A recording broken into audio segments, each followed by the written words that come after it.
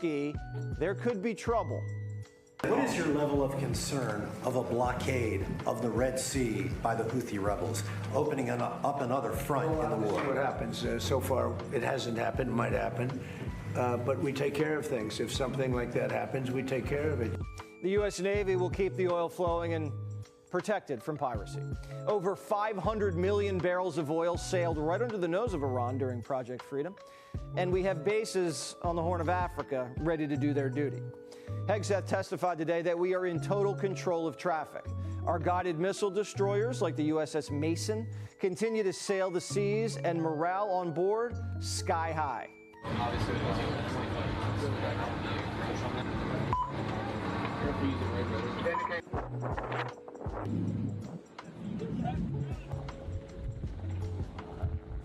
That's sky high? Huh. Oh, did you see it when they're super excited? Iran's terrorizing the Strait because it's their only leverage. But they're going to lose that leverage, not just because of U.S. air power, but because Gulf countries are skipping the Strait. Iraq just visited the White House, and they signed off on Chevron finishing a pipeline from Baghdad to Syria into the Mediterranean. Iran won't be able to clip any tankers because the tankers will be off the coast of Greece.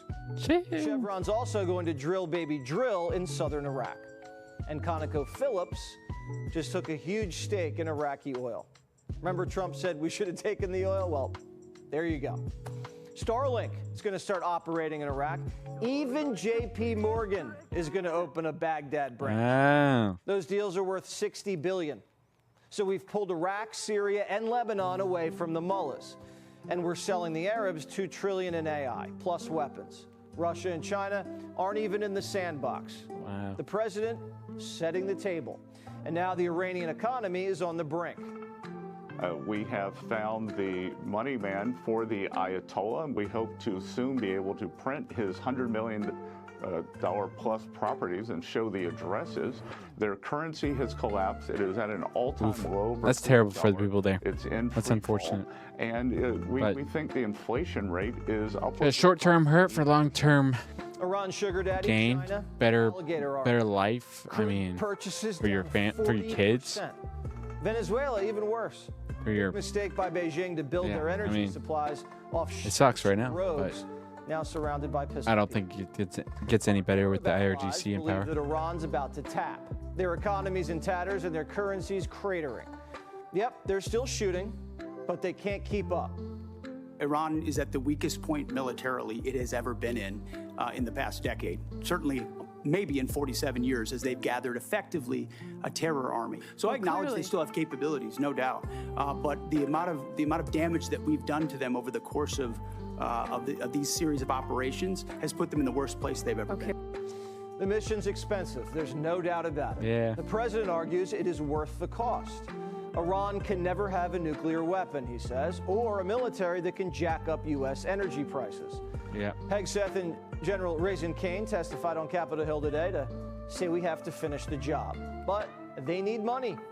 The chairman of the Joint Chiefs says the character of war is changing, and Biden left them with an empty war chest. The Biden administration ignored hypersonics. They just decided to pretend like that technology didn't exist and we shouldn't invest in it. There are things, I don't know what Lloyd Austin did for 4 years. I really don't. Well, I'm sure. The amount of neglect, the amount of stale thinking and bureaucracy, it was staggering when we took over. Democrats at the hearing did talk a lot about winning the war, but they mostly meant the war in Ukraine. We're at a moment in history where we can win the war in Ukraine. That victory would be critically important for those people who have fought for more than 4 years against the odds and proven they can put Putin back on his heels. But instead of finding the money that they need now for air defenses, we're putting more money into this exchange with Iran, a war of choice, which we never should have entered. Did the Democrats say we have to win the war in Iran? I didn't hear it. They all said we have to win the war in Ukraine.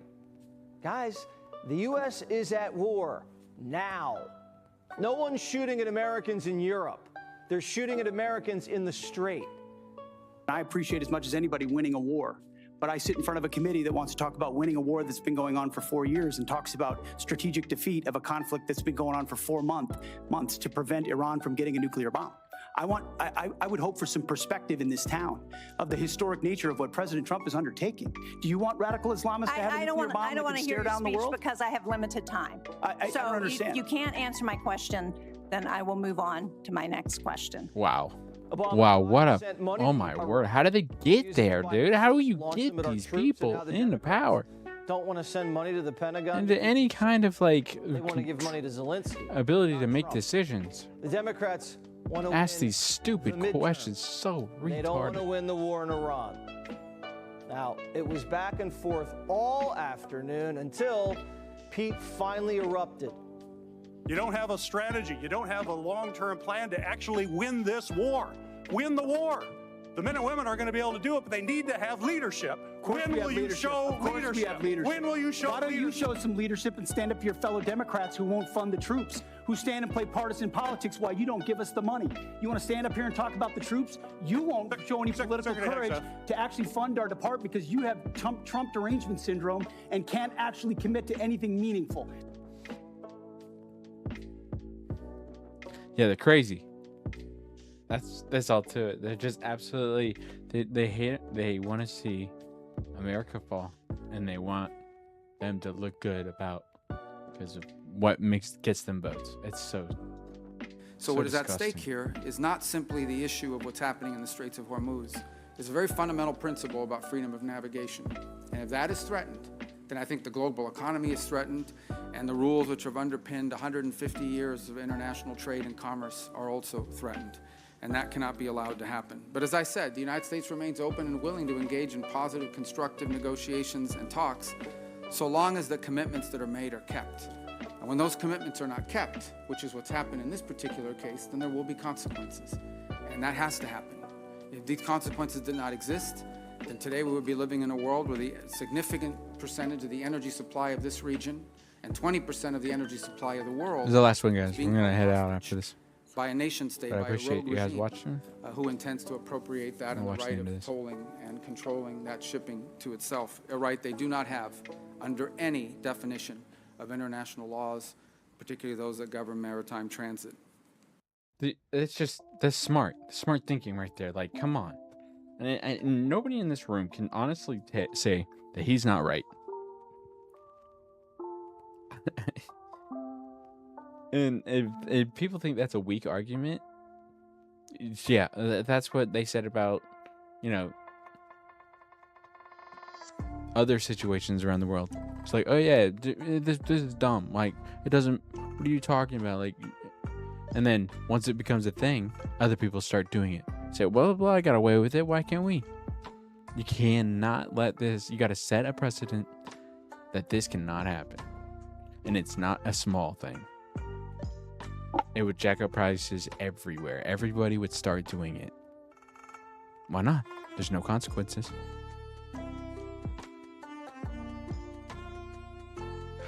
And if you want to make the laws, then you got to be the most powerful nation.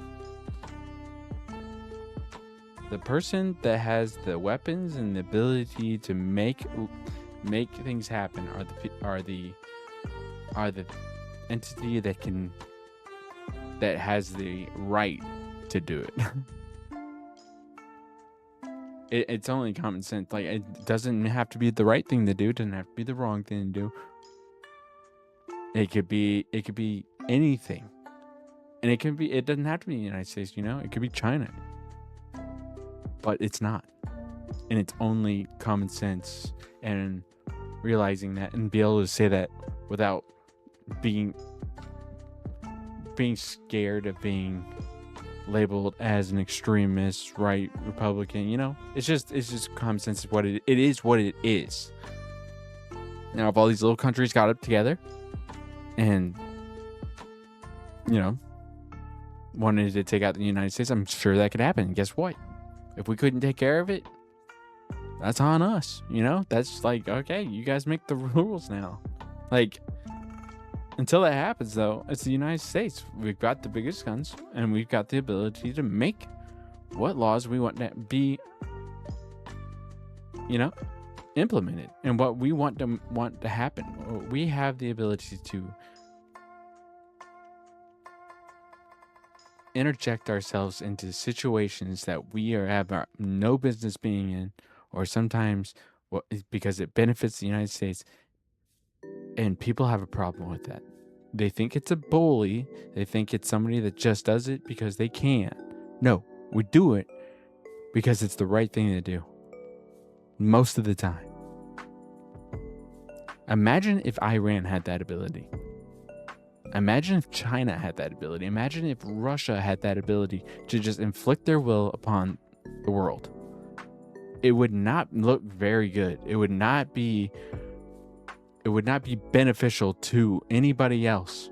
It would be just absolute destruction and chaos and power grab, and it would not be a good situation. Everybody should be thankful and be glad that the United States is the one that has the ability to do this, because I guarantee you, if it was a non-Christian country, a country that didn't have those Christian values, weren't based off of those, it would be absolute power grab, and it would be miserable. You would be if big people talk about the government overreaching and spying on them and stuff like that. Yeah, but it would be nothing compared to what you would have to endure from a country that can inflict their will that had no Christian values. So yeah, am I glad the United States has this ability? Yes. Do I think that someone should? Yes, because you have to have law and order. If countries could go around doing whatever they wanted without any kind of moral compass or any kind of what do you call that? I just said it. But anyway, any kind of like Christian values. Yeah, didn't have any kind of Christian values. And they think that communism or socialism is the way to go and is what needs to happen and is the right way to do things. You would be controlled and spied on, and you would not know anything. You would know, want, and own what the government wants you to do. Own. And that's where we're headed right now in the United States. Like, they want you to own nothing and be happy. And that is awful. And I'm so glad I live in a country that gives us the ability to fight back. Even though it is a hard uphill battle, it's still something that we can do in this country. You have the right to be able to speak back against the lawmakers. You have the ability of free speech.